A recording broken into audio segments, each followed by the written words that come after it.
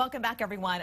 You know, when someone writes a book, it's not uncommon for them to dedicate it to their parents, but what isn't common is that you actually laugh out loud while reading that dedication, and that is the case with Sloane Crosley's latest book. She's a best-selling author and right here in the studio visiting Austin on a major book tour. How did you get this number?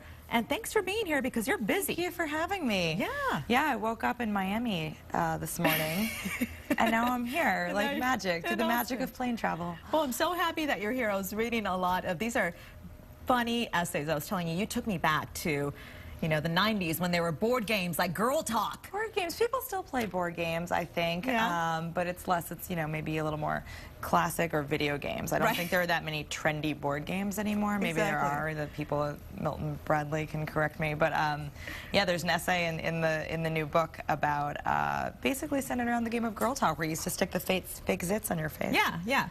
You really highlight the embarrassing moments growing up. How was that for you? I do. Well, because I think you forget, you become so accustomed to these things that you just think of as part of your life, and then you look back on them and you're like, I can't believe that, you know, I thought that was okay to do, or as a society we thought it was okay to, like, you know, dare each other to lap up a bowl of water like a dog as part of a board game. Right. So that it's was really fun. It's a great source of humor, though, is to go back to the embarrassing moments. And one of the embarrassing moments was as part of your dedication to your parents in the book. Can you talk a little bit about that? Yes. Well, everyone in books always thanks somebody for everything. And I thought, I don't think I owe everything to somebody, so I said for my parents, for everything, and then there's a little asterisk. And I said, except for the time that I threw a party in the house and you said I couldn't have the car at college for 4 years, and I think we can all agree you flew off the handle.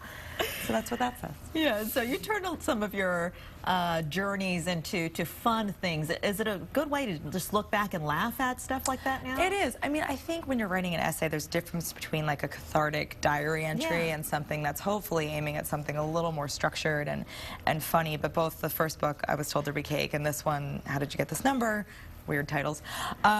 They both sort of have a little bit of a sort of kickback to me in terms of being able to, you know, take a trip down memory lane as I'm writing them. And so what are you working on now? Anything new?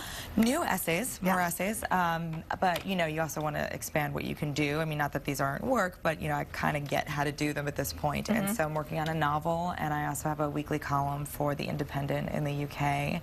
And I just finished editing the Best American Travel Writing for 2010. Awesome. So you are on this major book tour. I mean, we were talking about how you were in Miami, Austin tonight. Where are you going tomorrow? I'm going to LA. Okay. And you're so lucky I know the answer to that question. Like a different zip code. Right. Is the answer. No, but it's actually not that big. And it's wonderful to go to these sort of cities where, you know, I love visiting them, and, you know, there are people there who hopefully want to hear me read. You're so modest when you say it's not that big, because, I mean, you're getting great reviews, Sloane. I mean, the wonderful and entertaining USA Today is calling this book, How Did You Get That Number? And then the other one is I was told there'd be cake. Just think of something demanding. Exactly. All right, so what can people expect when they pick up one of these books at Book People tonight? Oh, yes, I hope they come. You know, I think the first book had more of a sort of dancing monkey bent, where it was just like more jokes per square inch. Yeah. And these essays are a little bit darker, a little bit weirder, and hopefully still very funny. I think they're very funny. And so your parents, did they forgive you for throwing that party?